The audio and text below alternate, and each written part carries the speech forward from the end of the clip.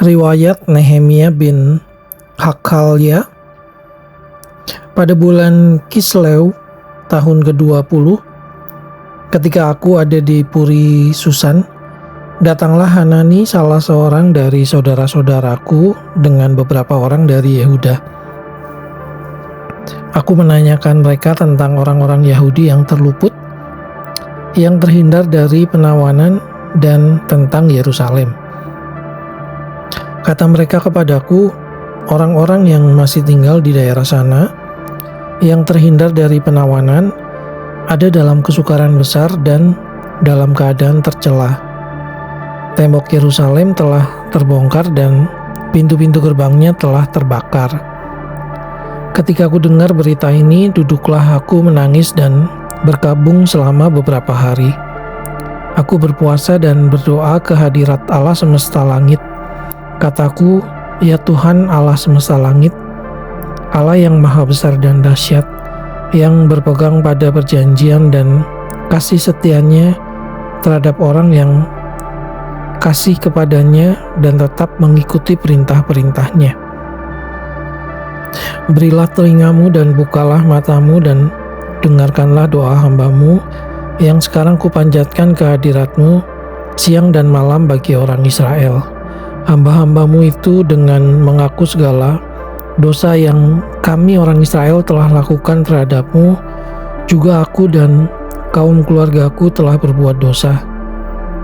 Kami telah sangat bersalah terhadapmu dan tidak mengikuti perintah-perintah, ketetapan-ketetapan dan peraturan-peraturan yang telah kau perintahkan kepada Musa hambamu itu. Ingatlah akan firman yang kau pesan kepada Musa hambamu itu, yakni, bila kamu berubah setia, kamu akan kucerai beraikan di antara bangsa-bangsa. Tetapi bila kamu berbalik kepadaku dan tetap mengikuti perintah-perintahku, serta melakukannya, maka sekalipun orang-orang buanganmu ada di ujung langit, akan kukumpulkan mereka kembali dan kubawa ke tempat yang telah kupilih untuk membuat namaku diam di sana. Bukankah mereka ini hamba-hambamu dan umatmu yang telah kau bebaskan dengan kekuatanmu yang besar dan dengan tanganmu yang kuat? Ya Tuhan, berilah telinga kepada doa hambamu ini dan kepada doa hamba-hambamu yang rela takut akan namamu, dan biarlah hambamu berhasil hari ini dan mendapat belas kasihan dari orang ini. Ketika itu aku ini juru minuman raja.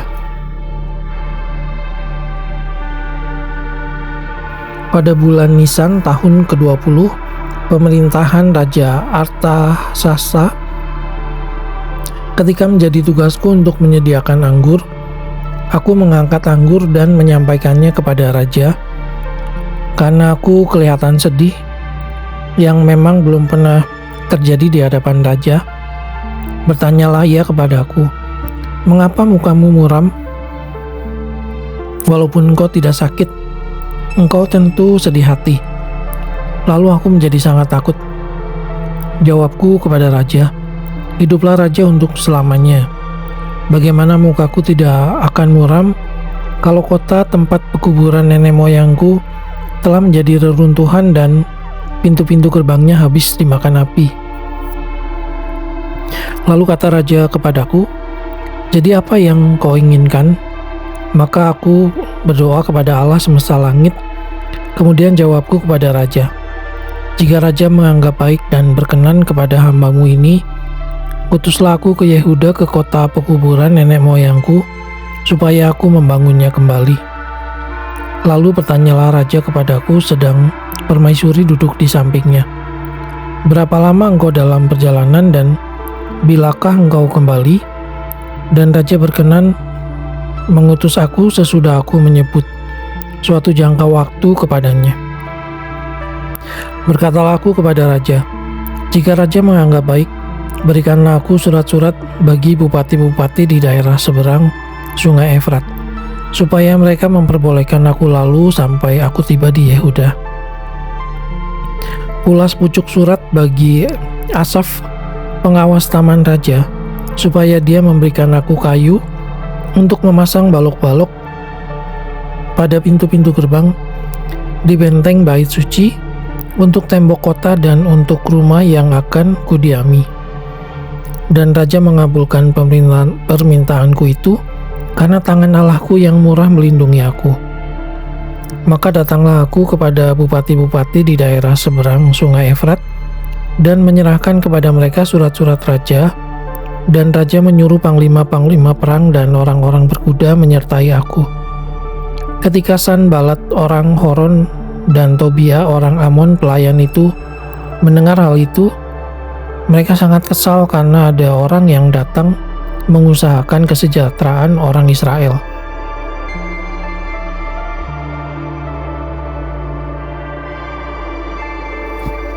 Maka tibalah aku di Yerusalem sesudah 3 hari aku di sana.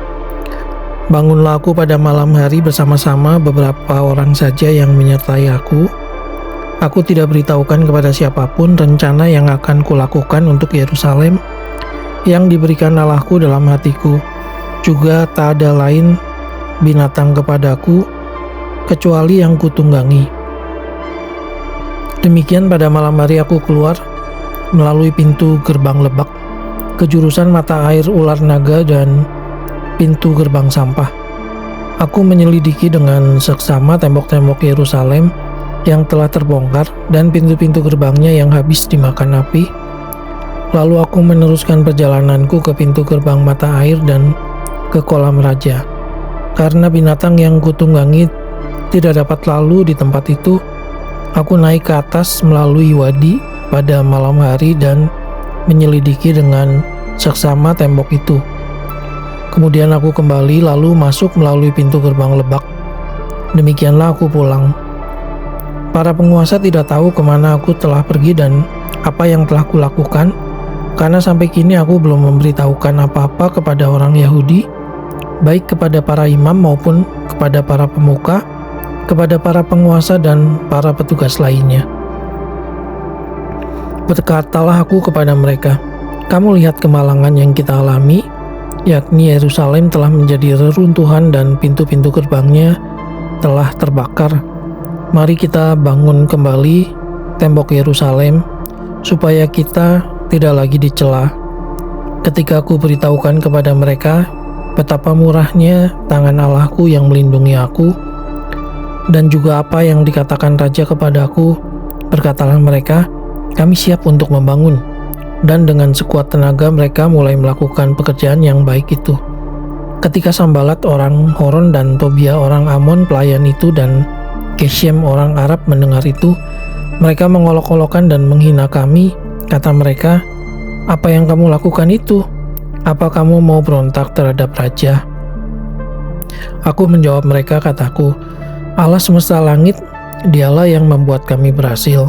Kami hamba-hambanya telah siap untuk membangun, tetapi kamu tak punya bagian atau hak dan tidak akan diingat di Yerusalem."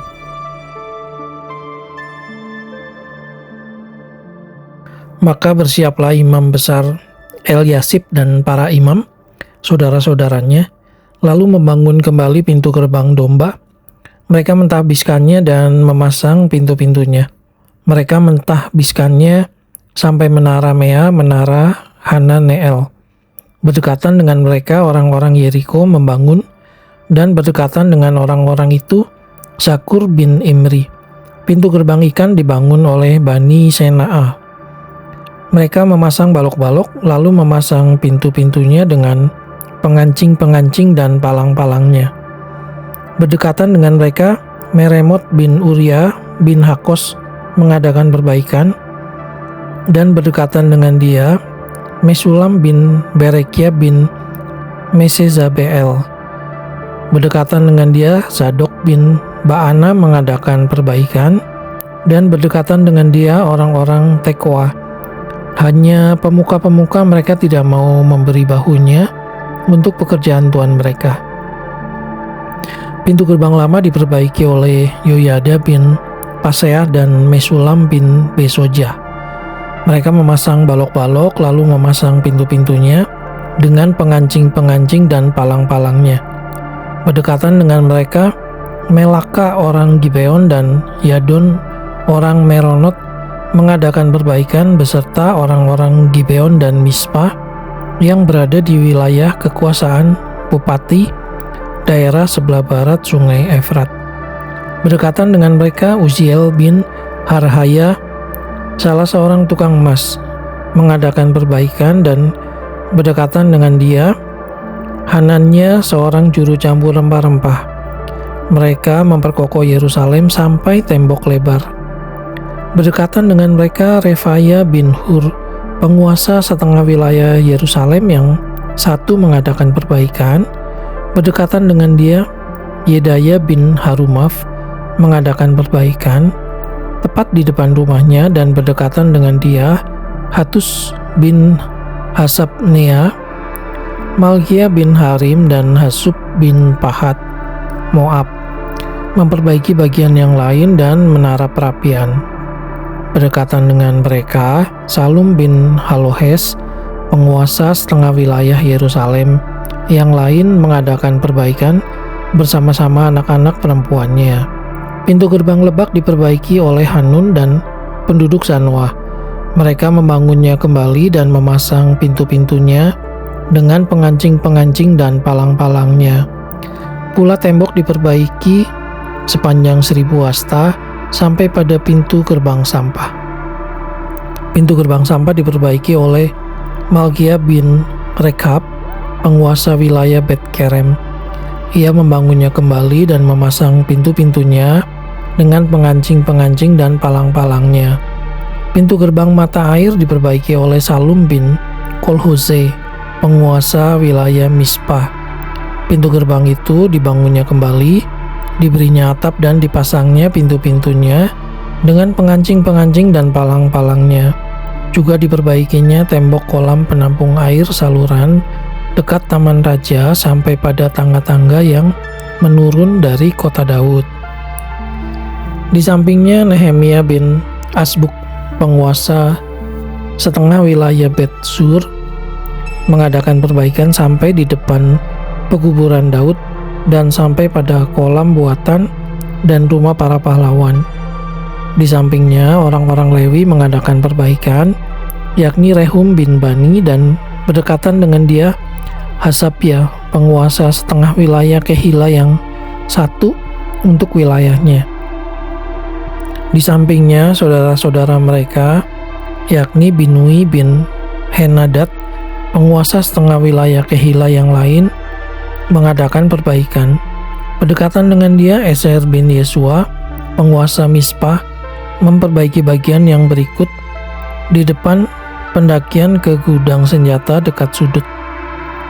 Di sampingnya Baruk bin Zabai memperbaiki bagian yang berikut dari sudut sampai pada pintu masuk rumah imam besar Eliasib.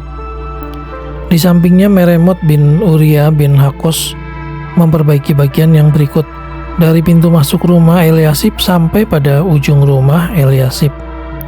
Di sampingnya para imam, orang-orang dari lembah Yordan, mengadakan perbaikan. Di samping mereka Benyamin dan Hasub mengadakan perbaikan di depan rumah mereka. Di samping mereka Asaria bin Maaseya bin Anania mengadakan perbaikan di samping rumahnya. Di sampingnya Binui bin Henadad memperbaiki bagian yang berikut dari rumah Azaria sampai sudut dan sampai penjuru. Palal bin Uzai mengadakan perbaikan di depan sudut dan di depan menara yang tinggi yang menonjol dari istana raja dekat pelataran penjagaan. Di sampingnya Pedaya bin Paros mengadakan perbaikan sampai di depan pintu gerbang air. Di sebelah timur dan di depan menara yang menonjol. Adapun para budak di bait Allah tinggal di Ofel. Di samping Pedaya, orang-orang Tekoa memperbaiki bagian yang berikut dari depan menara besar yang menonjol itu sampai tembok Ofel. Mulai dari pintu gerbang kuda, para imam mengadakan perbaikan masing-masing di depan rumahnya. Di samping mereka Zadok bin Imer mengadakan perbaikan di depan rumahnya. Di sampingnya Semaya bin Sekhanya, penjaga pintu gerbang timur. Di sampingnya Hananya bin Selemya dan Hanun, anak Zalaf yang ke-6, memperbaiki bagian yang berikut. Di samping mereka Mesulam bin Berekia mengadakan perbaikan di depan biliknya. Di sampingnya Malkia, seorang tukang emas, mengadakan perbaikan sampai pada rumah para budak di Bait Allah dan para pedagang, di depan pintu gerbang pendaftaran dan sampai pada kamar atas di penjuru, lalu antara kamar atas di penjuru dan pintu gerbang domba para tukang emas dan para pedagang mengadakan perbaikan.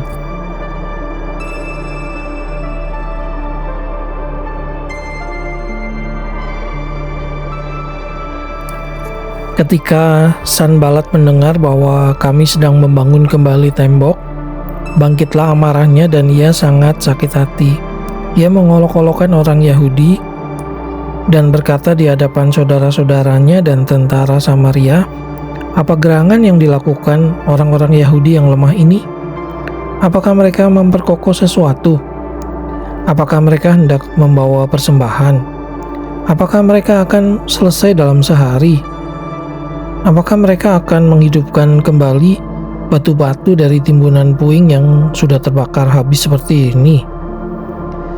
Lalu berkatalah Tobia orang Amon itu yang ada di dekatnya, "Sekalipun mereka membangun kembali, kalau seekor anjing hutan meloncat dan menyentuhnya, robohlah tembok batu mereka. Ya Allah kami, dengarlah bagaimana kami dihina, balikkanlah cercaan mereka menimpa kepala mereka sendiri, dan serahkanlah mereka menjadi jarahan di tanah tempat tawanan. Jangan kau tutupi kesalahan mereka dan dosa mereka, jangan kau hapus dari hadapanmu, karena mereka menyakiti hatimu dengan sikap mereka terhadap orang-orang yang sedang membangun.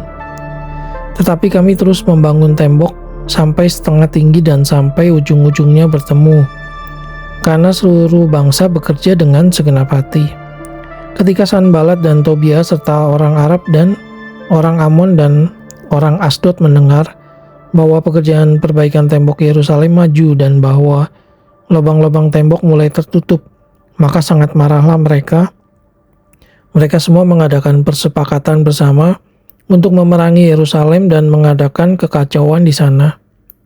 Tetapi kami berdoa kepada Allah kami dan mengadakan penjagaan terhadap mereka siang dan malam karena sikap mereka. Berkatalah orang Yehuda, "Kekuatan para pengangkat sudah merosot dan puing masih sangat banyak. Tak sanggup kami membangun kembali tembok ini." Tetapi lawan-lawan kami berpikir, mereka tidak akan tahu dan tidak akan melihat apa-apa sampai kita ada di antara mereka, membunuh mereka dan menghentikan pekerjaan itu. Ketika orang-orang Yahudi yang tinggal dekat mereka sudah 10 kali datang memperingatkan kami, mereka akan menyerang kita dari segala tempat tinggal mereka. Maka aku tempatkan rakyat menurut kaum keluarganya dengan pedang, tombak, dan panah di bagian-bagian yang paling rendah dari tempat itu, di belakang tembok, di tempat-tempat yang terbuka. Kuamati semuanya, lalu bangun berdiri dan berkata kepada para pemuka dan para pengusaha dan kepada orang-orang yang lain, "Jangan kamu takut terhadap mereka. Ingatlah kepada Tuhan yang maha besar dan dahsyat, dan berperanglah untuk saudara-saudaramu, untuk anak-anak lelaki dan anak-anak perempuanmu, untuk istrimu dan rumahmu." Ketika didengar musuh kami bahwa rencana mereka sudah kami ketahui dan bahwa Allah telah menggagalkannya, maka dapatlah kami semua kembali ke tembok, masing-masing ke pekerjaannya. Sejak hari itu sebagian daripada anak buahku melakukan pekerjaan dan sebagian yang lain memegang tombak, perisai dan panah, dan mengenakan baju sirah. Sedang para pemimpin berdiri di belakang segenap kaum Yehuda yang membangun di tembok. Orang-orang yang memikul dan mengangkut melakukan pekerjaannya dengan satu tangan, dan dengan tangan yang lain mereka memegang senjata. Setiap orang yang membangun bekerja dengan berikatkan pedang dan pada pinggangnya, dan di sampingku berdiri peniup sangkakala. Berkatalah aku kepada para pemuka dan para penguasa dan kepada orang-orang yang lain, "Pekerjaan ini besar dan luas, dan kita terpencar pada tembok. Yang satu jatuh daripada yang lain. Dan kalau kamu mendengar bunyi sangkakala di suatu tempat, Berkumpullah ke sana mendapatkan kami, Allah kita akan berperang bagi kita." Demikianlah kami melakukan pekerjaan itu, sedang sebagian daripada orang-orang memegang tombak, dan dari merekahnya fajar sampai terbitnya bintang-bintang. Pada waktu itu juga aku berikan perintah kepada rakyat, setiap orang dengan anak buahnya harus bermalam di Yerusalem, supaya mereka mengadakan penjagaan bagi kami pada malam hari, dan melakukan pekerjaannya pada siang hari. Demikianlah aku sendiri, saudara-saudaraku, anak buahku, dan para penjaga yang mengikut aku, kami semua tidak sempat menanggalkan pakaian kami. Setiap orang memegang senjata dengan tangan kanan,